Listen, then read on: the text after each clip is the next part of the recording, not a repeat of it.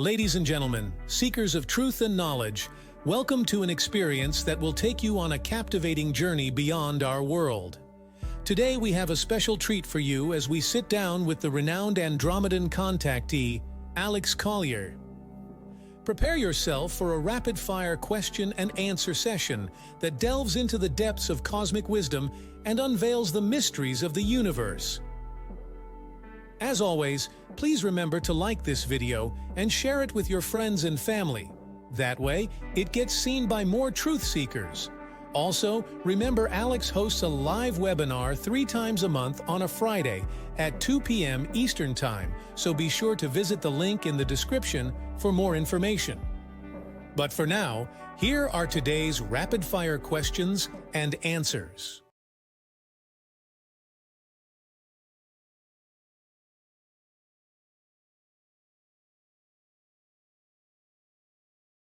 Alex, are there any bloodlines, Terran DNA or alien DNA, that the Cabal are fearful of, as in try to avoid or will not attempt to hurt or kill because the consequences will be too extreme?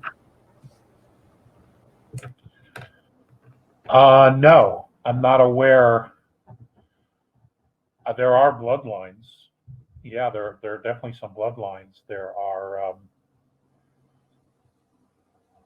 are some off-world bloodlines that are here that are hybrid. There's no other word for it, that are carry a very, very positive frequency. One of those would be the bloodline of Mary Magdalene and the de Medicis as well.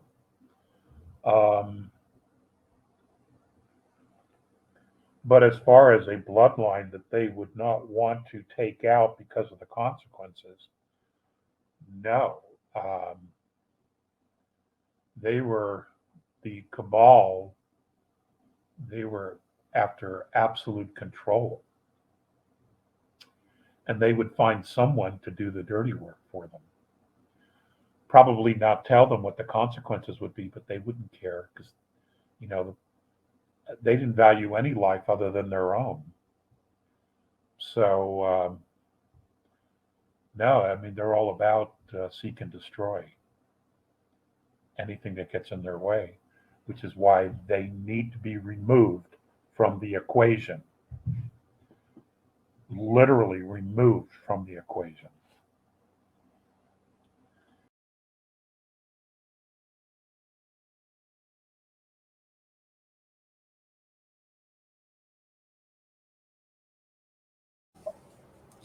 Is there still a level of energy parasitic beings, dark ETs, at astral level plaguing people, encouraging dramatic moods and behaviors? What can you tell us about that?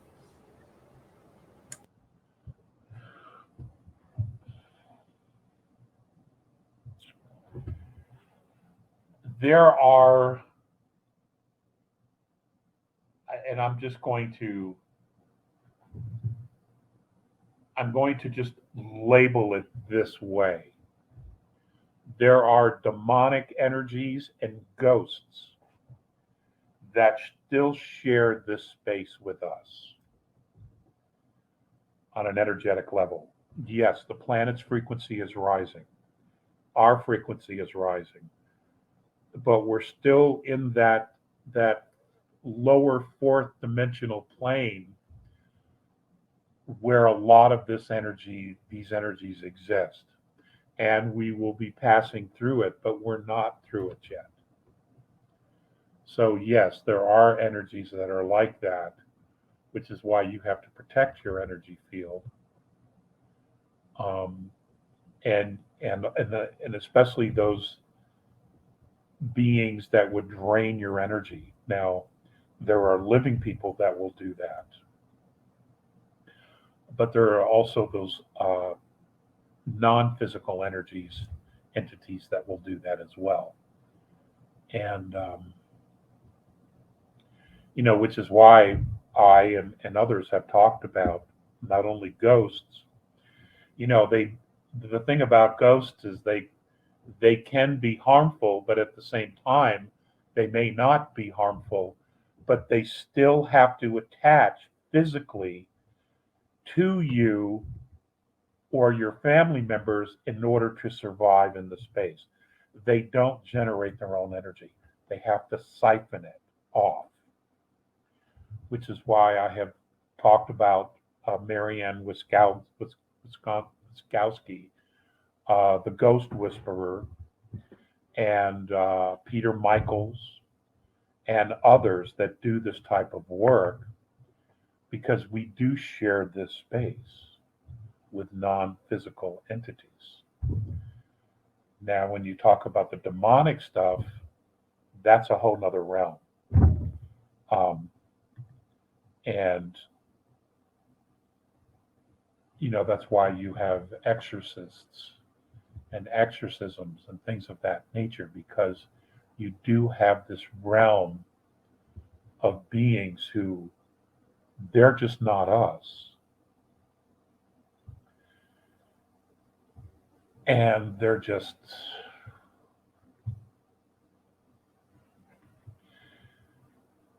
God, I even hate talking about this, because, when you talk about these type of things, you draw that shit to you. But, nonetheless, everybody does in fact need to know. You just can't pretend they don't exist, because they do.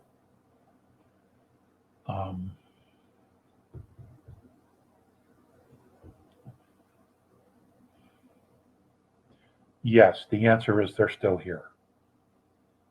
At some point, that will go away when we reach a specific frequency level or hertz, but we're definitely not there yet. So, and I don't have a timeline. If that's your next question, I don't have a timeline. All I know is you have to protect yourself, and you need to be aware of what's in your space. Clear it, sage, bless your home all the time, bless your vehicles, bless your animals, bless your loved ones.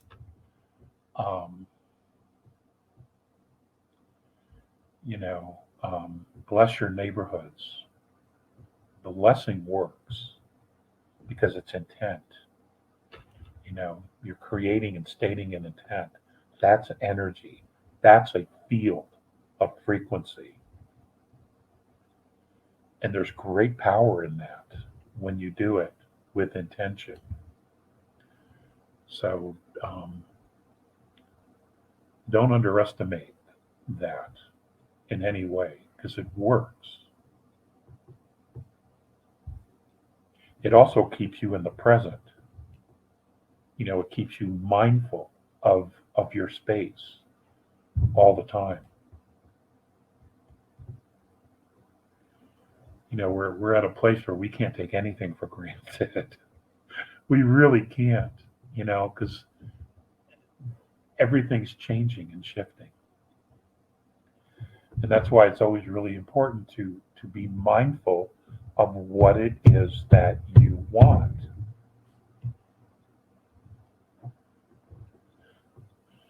And the more clear about what it is that you want, the greater the intention to create it for yourself, here and now.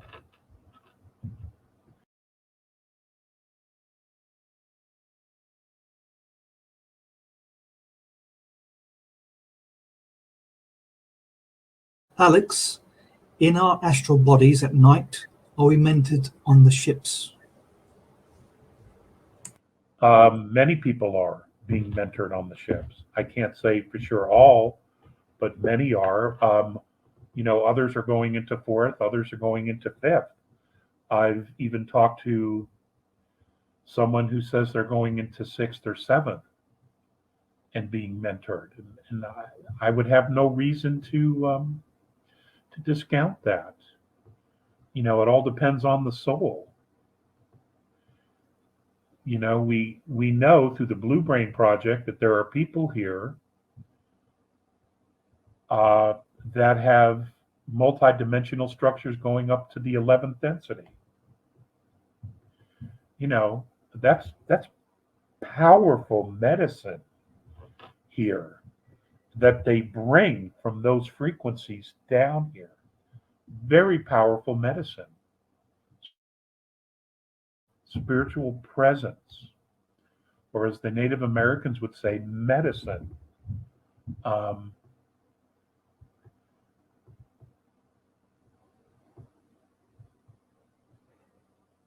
Guys, we're awesome. We're awesome. You know, the greatest secret is who we are. You know, that's the biggest secret is who we are. And you know, once we get a handle on that, once we've had that aha moment individually and collectively as to who we are, there is nothing that cannot be accomplished here. Absolutely nothing.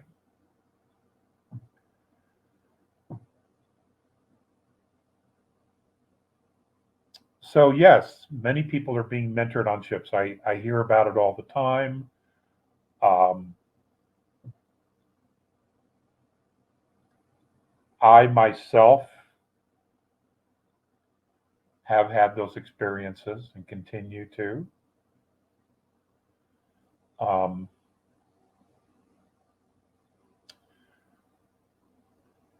you know, sometimes I don't go to the ship. Sometimes I take off and I go where I want. You know, I'll head towards Zenite. And, you know, I've talked about how I've been put on a leash because I've gotten myself in trouble. I've wandered into areas I shouldn't go to that are not safe. You know, and I've shared those with you in previous webinars where I've been grounded. So, but you know, I know I'm not alone in that. You know, when you get out of your body and you're aware of it, you're like Superman. You know,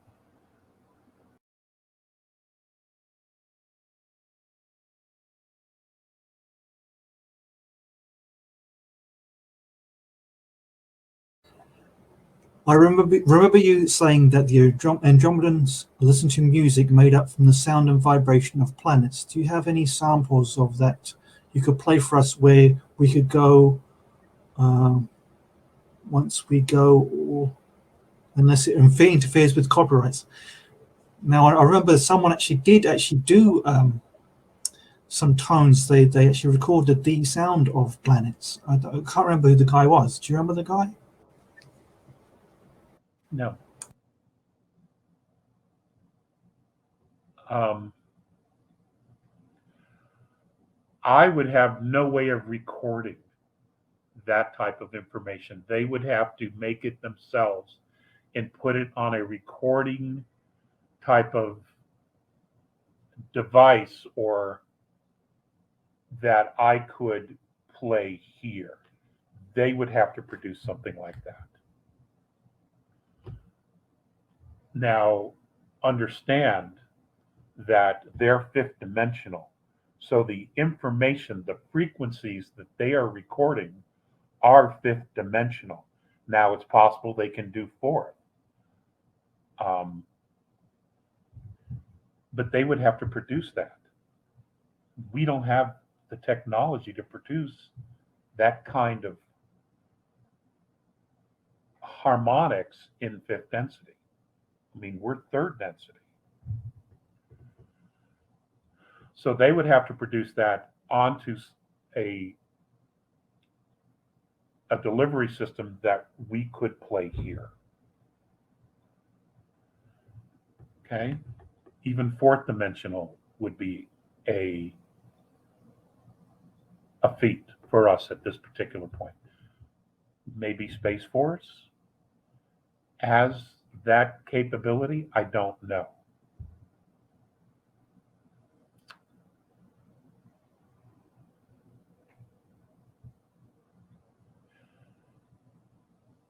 But you see, what they focus on is emotion,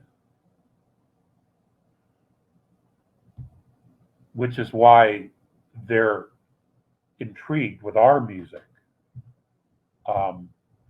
They don't care about the words because they're more interested in sound. And they're intrigued by sound, by the instruments, by the notes that are being used. And this is why they were very drawn to classical music, because that was the only way to express a story was through sound. And that's kind of where they're at. And there's nothing wrong with that.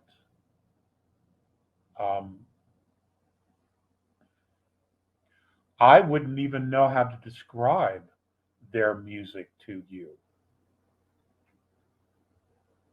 because it's so holographic that I realized that what I heard was 1/10 of what was there. Because my mind could not comprehend all the multiple levels of sound frequency, because my mind had never heard them before. And I'm aware of that.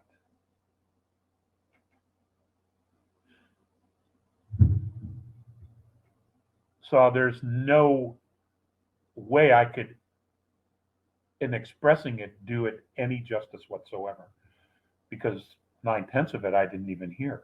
I couldn't hear.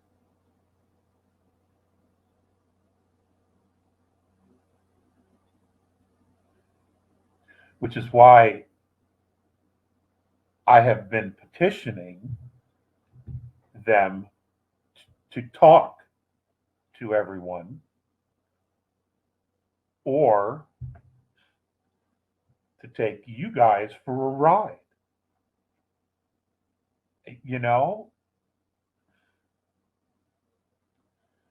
And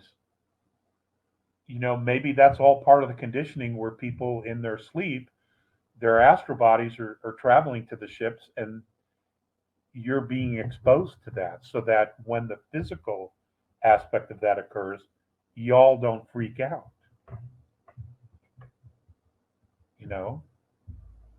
Which would be a good thing. We don't need any more freakouts.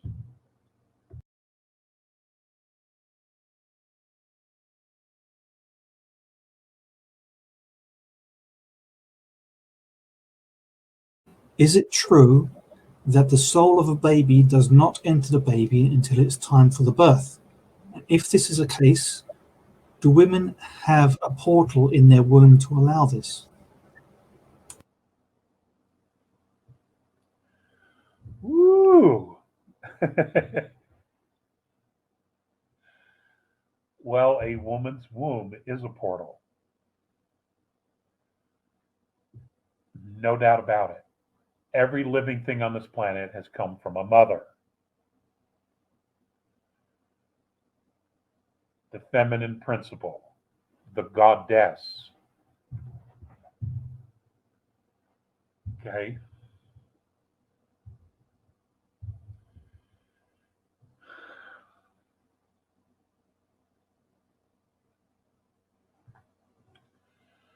It is not true that the soul does not enter the baby until birth. That simply isn't true.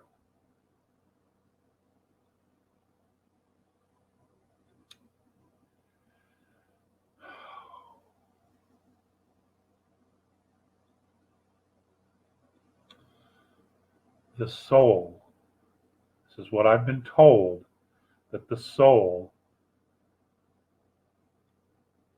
attaches to the physicality at 6 weeks. Is the entire soul there? That I do not know. But when the soul connects to the physicality, the DNA changes begin at 6 weeks. Now, what am I talking about? The DNA changes. The holograph of the soul connects to the physicality. The DNA begins to replicate the essence, the holograph of the soul. And this is where cellular memory, soul memory, the brain begins to develop, creating the holographic dimensional structures in the brain, whether it's 4th, 5th, 6th, 7th, 8th, 9th, 10th, 11th. All of that begins at 6 weeks. That's the A's opinion of it.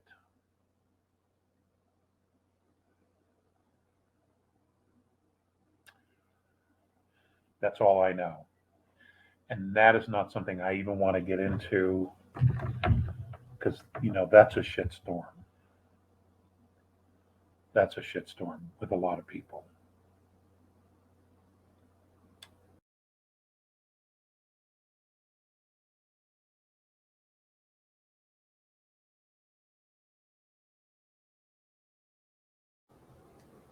All threads of inquiry into the JFK assassination lead to the aerospace industry and or the UFO file.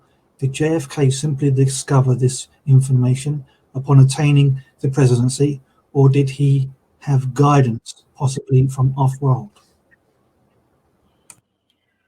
I am not aware of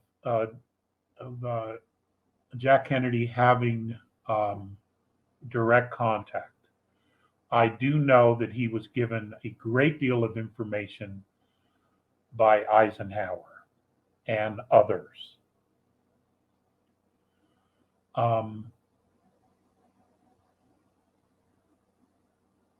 Dwight Eisenhower will go down in history as one of our most remarkable unsung heroes.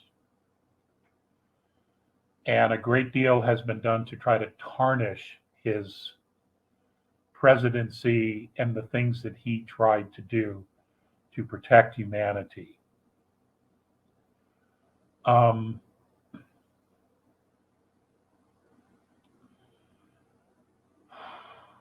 Operation Paperclip, the creation of the CIA, the Safari Group, and other groups will go down as an incredibly dark history of our country.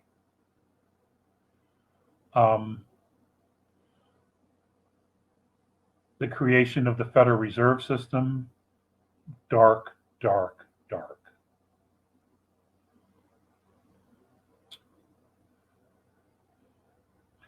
All of that history will be revealed to us.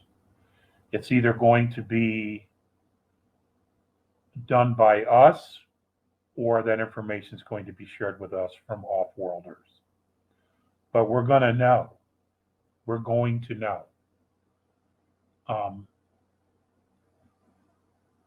All of that history. Because those are wounds that all of humanity has had to suffer through.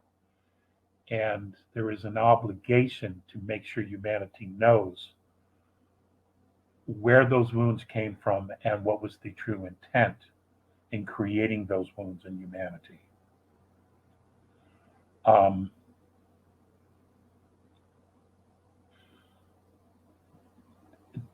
Jack Kennedy was a remarkable human being. He wasn't a saint. He didn't walk on water, but none of us do. But he truly had the best interest of humanity in his heart. He really did. And he was way ahead of his time. Way ahead of his time. And he was a threat to a power structure that was fascist in nature.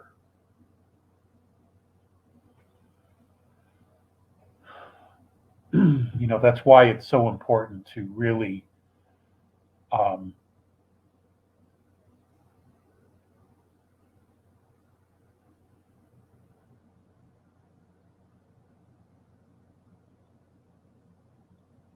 to be present with all of our decisions.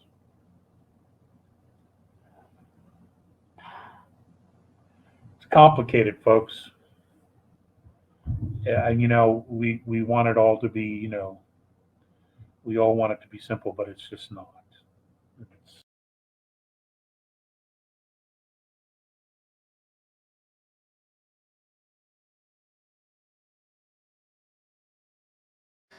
If the moon is artificial, does what we learned in school that it affects the tides in our bodies, which are mostly water, still hold true? And if so, how does that work? it's energy. Gravity is energy. And when you pull a frequency away from someone, it creates an imbalance in your physical frequency.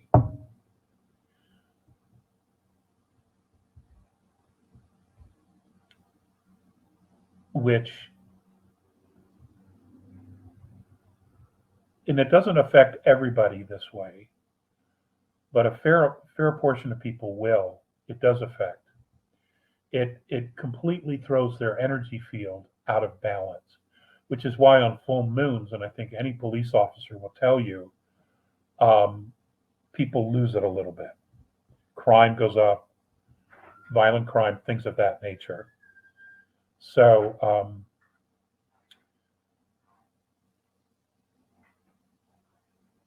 anyway,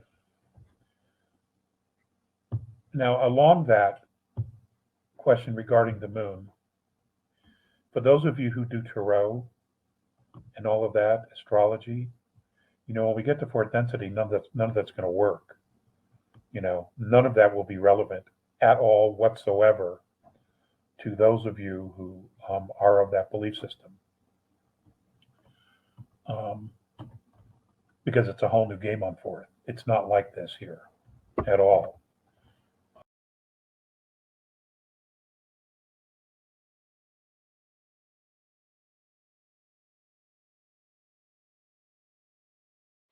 Would you please tell us what you know about starseeds that are walk-ins and the different ways they walk back out? Well, my understanding is that once a starseed walks in, he is committed to the journey. If there were an occasion where that starseed needed to return back to point of origin, then another starseed would have to come in. You would not take a non-starseed and put it into a body that already had a starseed frequency in it or consciousness. You just simply wouldn't do that. It would be completely unethical. So when a starseed walks in, and it's usually trauma or a near-death experience, those are the most common, that starseed is committed to that body until the body's expiration date.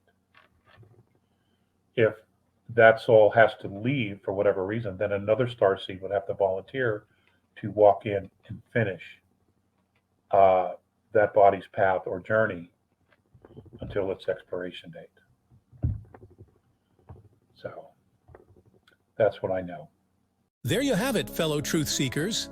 An enlightening and exhilarating rapid-fire question and answer session with the remarkable Alex Collier, sharing his profound encounters with the benevolent Andromedan extraterrestrial beings. As we continue our cosmic journey, let us embrace the wisdom of the Andromedans and carry their message of love, unity, and compassion with us. Together, we can create a world where humanity stands united, ready to embrace the wonders that await us in the vast expanse of the universe. If you found this rapid-fire question and answer session fascinating, hit that like button and share this video with your friends and family. Subscribe to our channel and ring the notification bell so you never miss out on more captivating content like this. Thank you for joining us on this incredible adventure. Until next time, may the stars guide you on your path of enlightenment and exploration. And remember to always seek knowledge and stay curious. If you want to get the latest information from Alex Collier, we host a live webinar 3 times a month on a Friday at 2 p.m. Eastern Time. For more information and dates of upcoming live webinars, please visit alexcollier.org. Please click on one of the above videos to seek more of Alex Collier's knowledge.